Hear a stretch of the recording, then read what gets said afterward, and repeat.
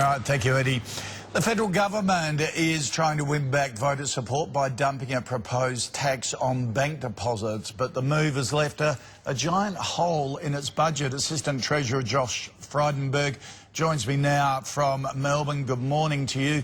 Good morning to you, Koshi. Now, the bank deposit level would have raised $500 million a year. We have the most profitable banks in the world here in Australia.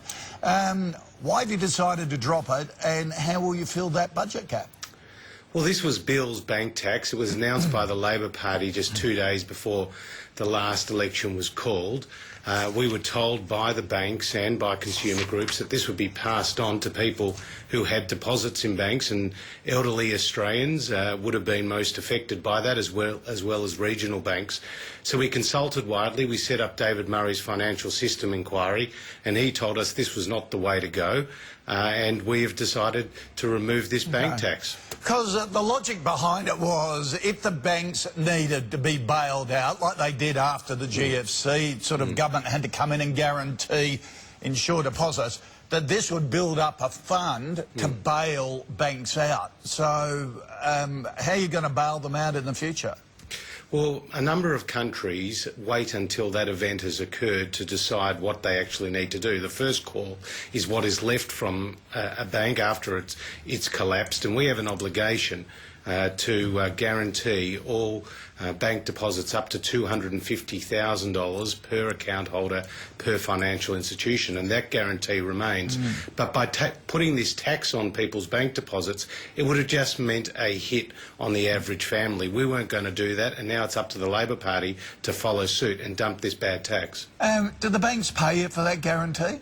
No, they don't pay that guarantee, but they are required, Koshi, to hold high levels of capital to balance off against their loans. And what has happened recently is that the key prudential regulator, APRA, has required banks to hold more capital, and that's one of the consequences from the GFC, where it was said that the banks didn't hold enough capital. And a good thing too.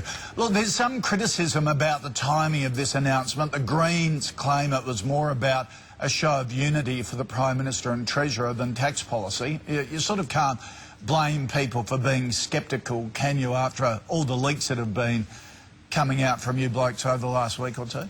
Not at all. Look, this is completely linked to our formal response to David Murray's Financial System Inquiry, and we've already announced a number of measures that came out of that inquiry, and this was now another one of those, and more will be announced in coming weeks. But we went through a very considered process. Joe Hockey consulted with the various groups.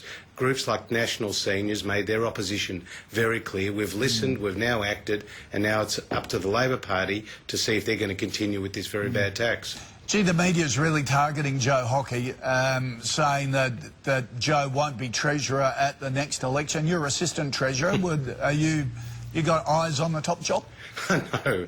I really enjoy working with Joe. I think he's done an outstanding job as Treasurer. He's helped drive an economy where more than 300,000 Where's all this pressure on him coming from, though? Oh, there's a bit of a whispering campaign, but you see that on both sides of the political divide.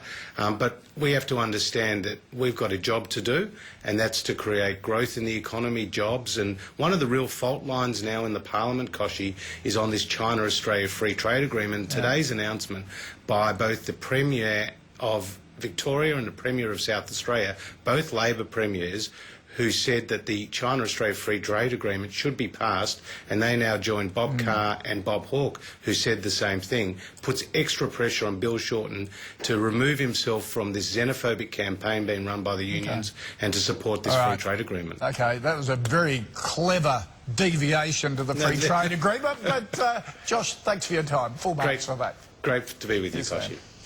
Thank you, Koshi.